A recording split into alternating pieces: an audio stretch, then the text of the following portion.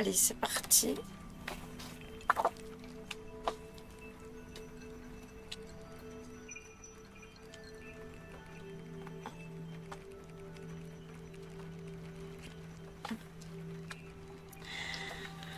Alors, l'histoire d'aujourd'hui s'appelle la ZIC. J'ai économisé pour m'offrir une chirurgie LASIK pendant des années. Je suis aussi aveugle qu'une chauve-souris, sans mes lentilles. Mais après que l'une d'entre elles se soit coincée dans mon œil, heureusement, la chirurgie s'est très bien passée. Merci, Dr. Widow. Et peu de temps après, je prenais place dans un Uber pour rentrer chez moi. Je pense qu'il y a une erreur, dit le chauffeur. Vous êtes sûr que votre adresse est 72 East Mile Road? Évidemment que j'en suis sûre. Ma femme et moi n'avons vécu que là ces 10 dernières années. Ok, a-t-il dit d'une voix incertaine. Je voulais juste vérifier. J'ai passé la majeure partie du trajet à regarder à travers la vitre.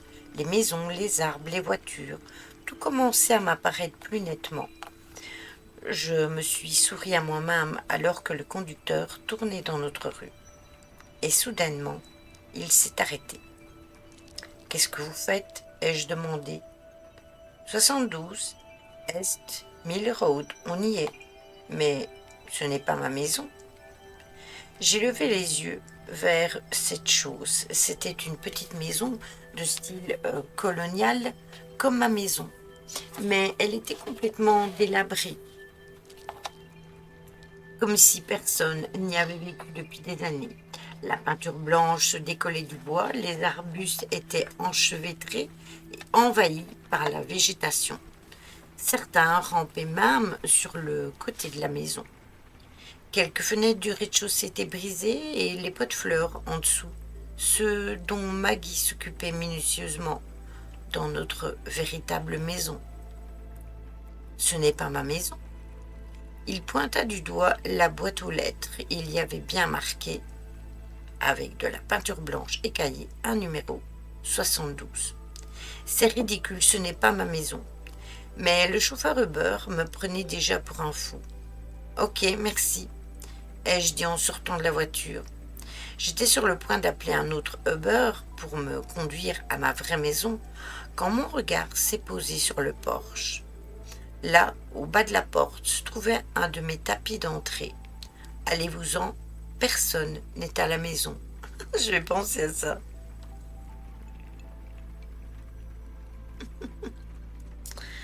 Je me souviens avoir acheté ce tapis. Maggie et moi sommes allés au centre commercial, nous l'avons vu et nous avons plaisanté sur le fait que nous étions antisociaux. Je me souviens du lecteur de cartes qui a mal fonctionné avec ma carte et du caissier qui nous a lancé un regard vraiment bizarre. Je me souviens de tout. Les mains tremblantes, je me suis dirigée vers la porte d'entrée. J'ai sorti la clé de ma poche, je l'ai glissée dans la serrure, ça fonctionnait. La porte s'est ouverte en un grincement. À l'intérieur, la maison était dans un état encore pire. Le plancher était fendu et taché.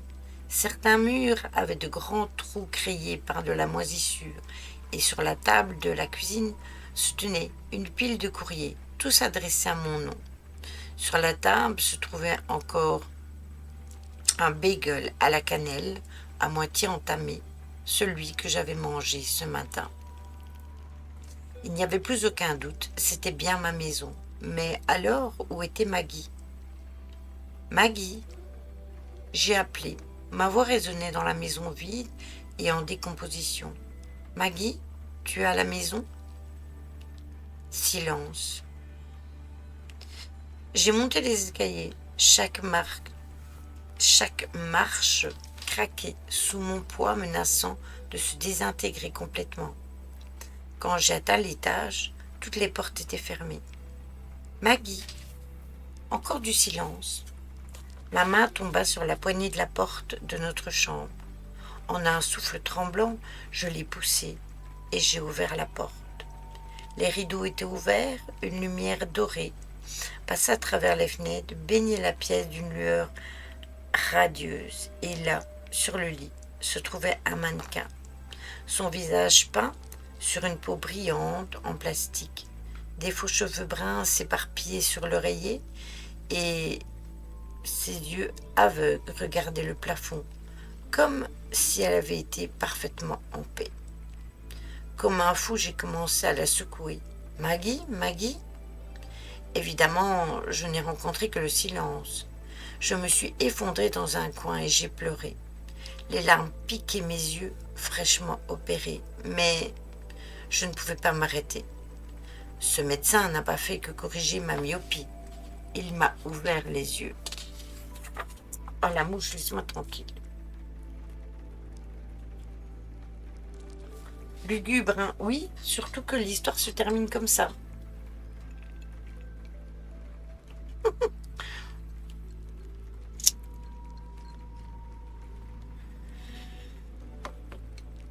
Donc, à mon avis, bah oui, ça nous laisse plein de possibilités, hein. Soit, comment, il ne voyait plus rien depuis des années et il ne se rendait pas compte qu'elle vivait dans une maison qui tombait en ruine. Il ne se rendait plus compte non plus que sa femme n'était plus là. J'aime pas ces histoires sans fin. Oui, voilà, c'est ça. On peut imaginer plein de fins possibles et que lui pensait vivre une certaine vie et que c'était pas sa vie.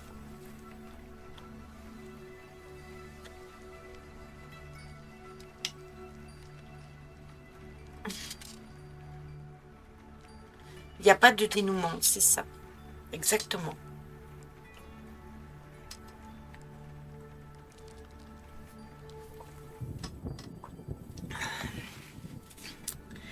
L'histoire suivante s'appelle Speed Dating. Je suis allée à Speed Dating avec mon amie Mandy. Je pense avoir trouvé quelqu'un, s'est-elle empressée de me dire pendant l'une des pauses. Ah ouais? J'ai ressenti une pointe de jalousie. Jusqu'à présent, le meilleur participant que j'avais trouvé était un barbu qui avait une forte odeur de cornichon, qui était également un menteur. Et toi? Un idiot qui prétendait avoir un salaire à 6 chiffres en tant que coach de vie, ai-je dit. Je ne supporte pas les menteurs, mais peu importe. Lequel est le tien? Elle a levé un doigt verni de rouge et l'a pointé. Un homme maigre était appuyé contre le bar.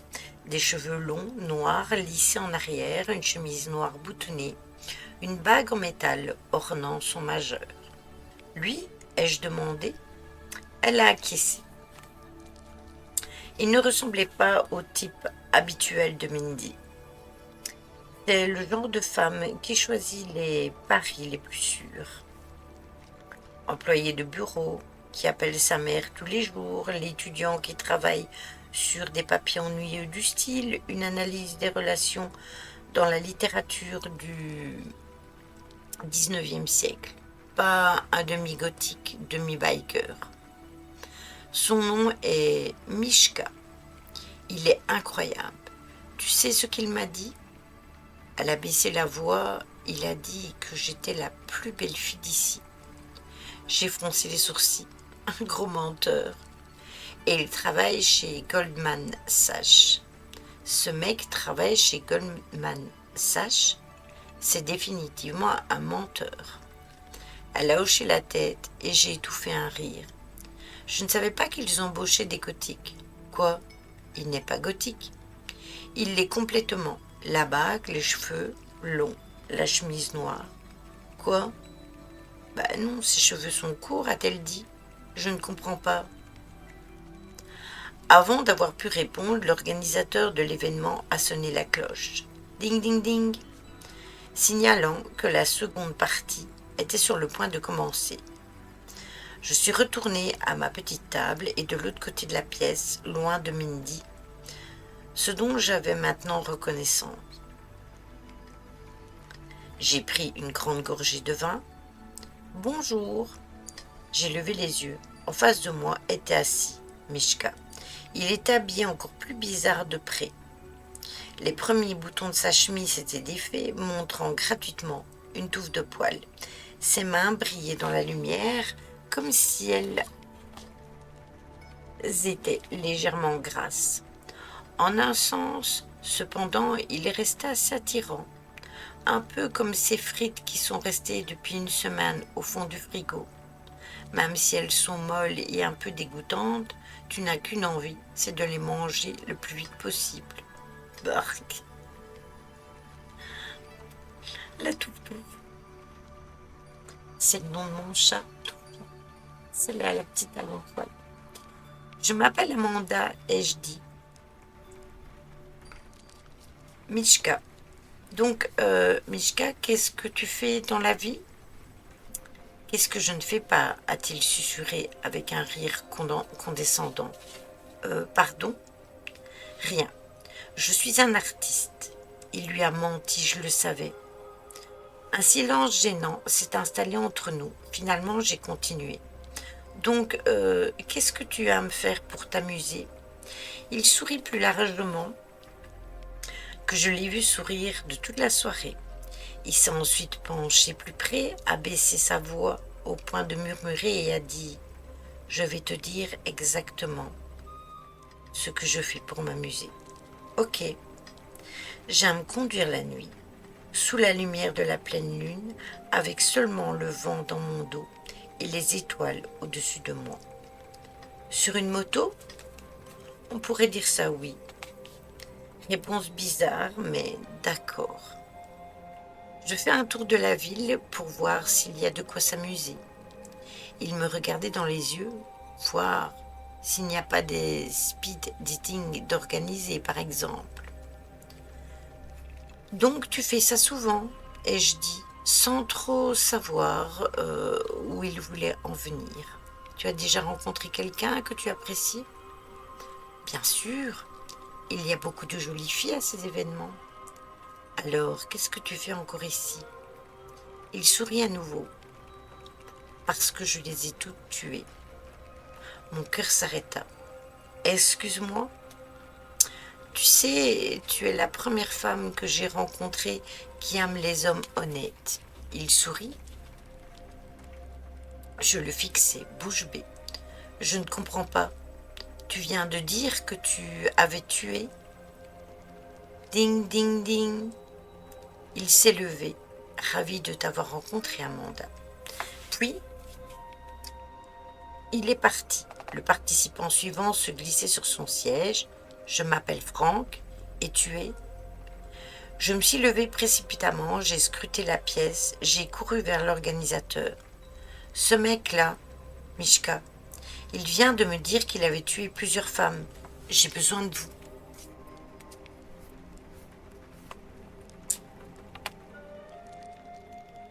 Elle leva un sourcil. Quoi? Oh non! Mes yeux se posèrent sur le siège au fond de la pièce. Le siège était vide. Là où Mindy était assise auparavant. Non, non, non, j'ai couru à l'extérieur du bar, sur le trottoir, dans le froid. Mais les rues étaient vides de gens. Des couples ivres et des fêtards bruyants. C'était tout. Mindy, Mindy, ai-je crié. Pas de réponse. Et si c'était un vampire? J'y avais pensé à ça. 1 heure plus tard, j'étais au commissariat informant à la police de ce qui venait de se passer. J'ai vraiment essayé, mais chaque femme présente à l'événement donnait une description différente de Mishka. Certaines le décrivaient comme un grand, noir et musclé, avec une voix douce et veloutée. D'autres le décrivaient comme un roux, avec des taches de rousseur et un sens de l'humour exceptionnel. D'autres encore comme un bûcheron barbu.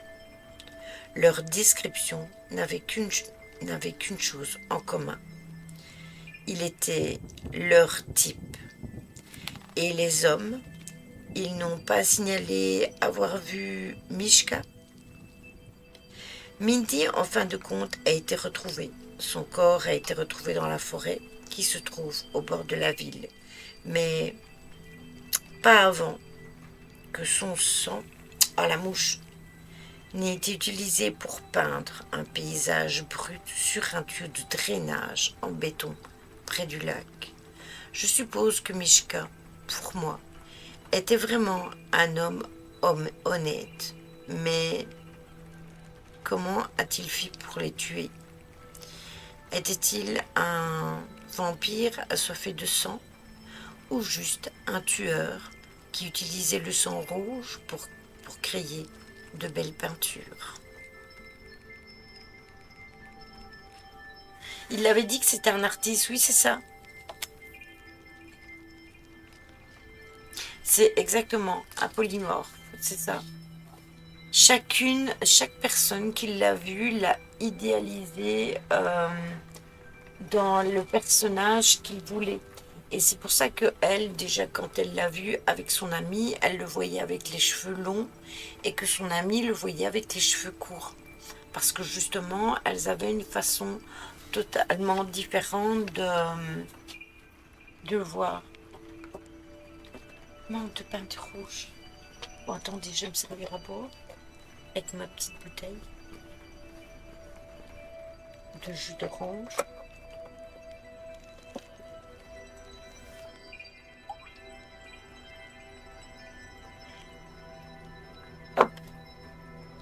Donc, en effet, c'est étrange.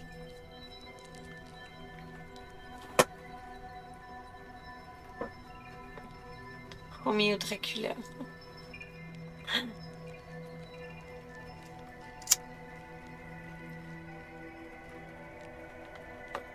Oui, c'est ça. C'est ça.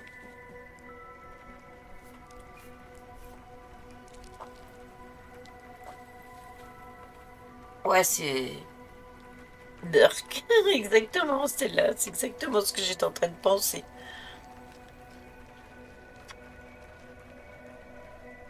C'est vraiment Burke, comme tu dis.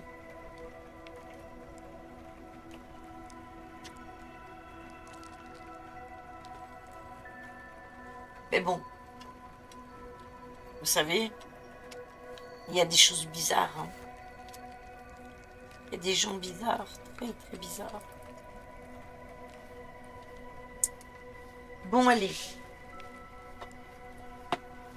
L'histoire suivante, c'est j'ai reçu un email avec une vidéo de moi-même.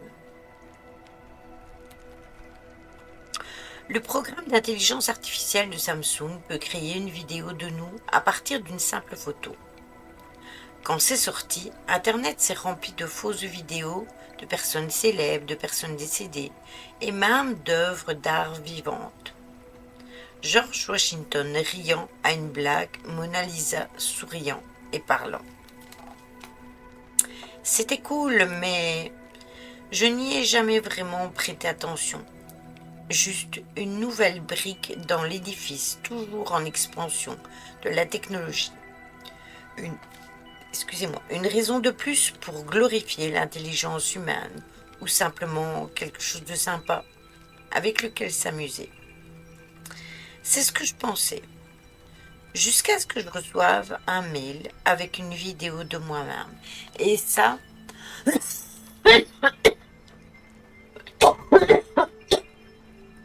oui, tout à fait, Caro. C'est ça le pire de tout.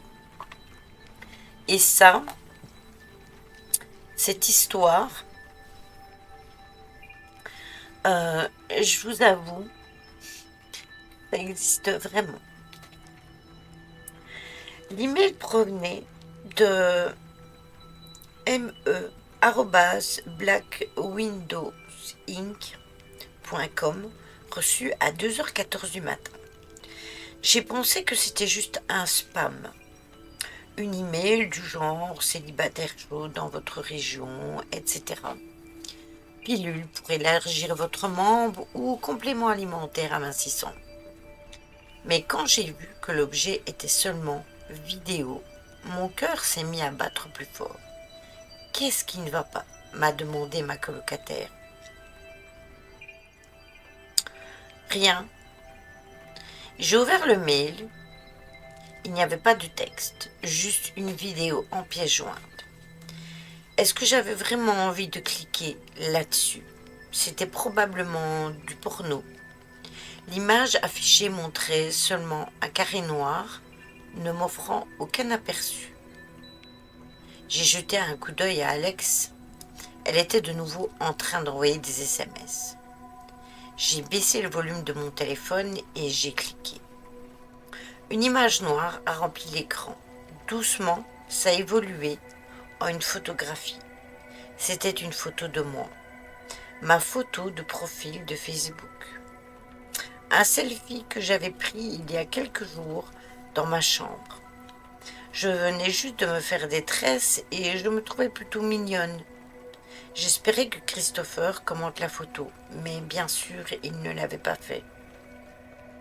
Il n'a même pas eu la décence de mettre un j'aime. J'étais assise là, en colère contre Christopher, pendant que je regardais la vidéo. La barre de progression avançait. 4 secondes, 9 secondes, 13 secondes. Oui, elle a cligné. J'ai crié « River, est-ce que tout va bien ?» Je lui montrai mon téléphone, les mains tremblantes. « Je n'ai pas pris cette vidéo, Alex. Ce n'est pas moi. » Où ça? Redressai les épaules. Elle se replaçait sur le siège. Puis elle s'est mise à sourire, sauf que, quand ça souriait, ça me ressemblait pas exactement. Les dents étaient trop droites, trop blanches. Les lèvres s'étiraient plus finement que les miennes. Il n'y avait pas de petites rides au coin des yeux. Ça rendait en quelque sorte les choses encore pires. C'était mon visage, et il n'y avait pas de doute là-dessus, mais il était mélangé avec les expressions de quelqu'un d'autre, les mouvements de quelqu'un d'autre. Comment ça, tu ne l'as pas prise? C'est visiblement toi. Je pense que quelqu'un l'a crié à partir de ma photo de profil avec un de ces programmes d'intelligence artificielle. Oh non, a-t-elle chuchoté. Comment tu... Elle n'a pas eu le temps de finir sa phrase. La chose s'est mise à parler. Ce n'était pas ma voix. Bonjour, disait-elle, son sourire s'effaçant. Je voudrais vous remercier de regarder cette vidéo. La voix était étrange, hésitante, comme si elle ne savait pas exactement que qu'en faire de pause, ni le ton qu'elle devait employer. Je n'arrivais pas à déterminer si c'était un texte dicté par un robot ou si c'était une personne qui parlait. Vous avez tout simplement illuminé mon monde. Je voulais que vous le sachiez. Son sourire réapparut. Ses bras se posèrent brusquement sur sa poitrine, comme si elle se faisait un câlin à elle-même. Merci. C'est quand même assez gentil, dit Alex. Elle laissa échapper un rire nerveux. En fait, c'est bien plus gentil que ce que tu n'es en réalité. Je l'ai foudroyé du regard. Je voulais que vous sachiez que ce qui s'est passé n'était pas de votre faute, a cliqué le faux moi. Son ton devenait de plus en plus calme. Quoi? Je me sentais juste vide, sans émotion, comme s'il n'y avait plus aucune raison pour moi d'être ici. Non, je devais donc partir et dire au revoir. C'était une lettre de suicide. Ça se termine là, à 3 minutes 12. J'ai éteint mon téléphone, puis je regardais droit devant moi, mes yeux perdus dans le vide, transformant le monde autour de moi en un tas de couleurs variées. Je ne comprends pas pourquoi quelqu'un t'enverrait-il ça.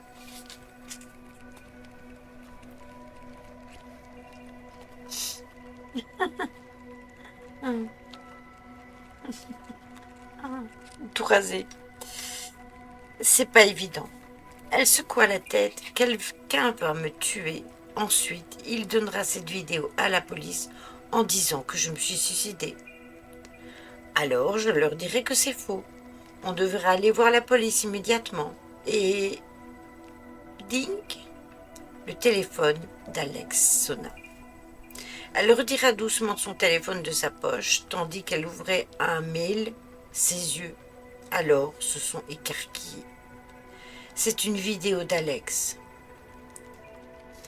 Je ne peux pas vivre sans elle, sanglotait la fausse Alex dans la vidéo. Je suis désolée, River était ma meilleure amie, ma colocataire.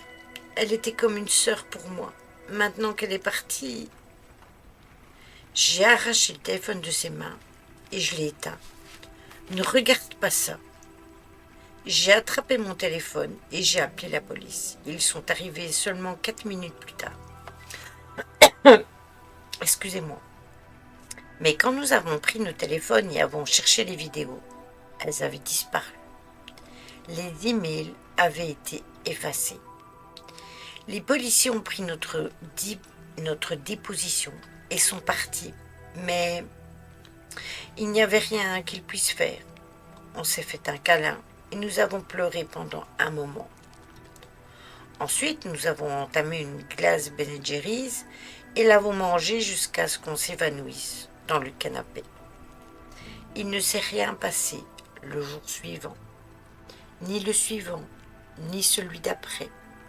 J'ai fini par oublier tout ça, pensant qu'il s'agissait d'une blague débile. Jusqu'à exactement 3 semaines plus tard, Alex était dans la cuisine en fumant la pièce avec ce qu'elle cuisinait. J'étais allongée sur le canapé lisant le magazine People. Ding! Nos 2 téléphones se sont allumés en même temps. Nous nous sommes regardés pendant une seconde. J'ai pris le mien et j'ai ouvert l'email. Il y avait une vidéo de nous 2, assises sur le canapé du salon, chacune tenant un couteau pointé l'une vers l'autre.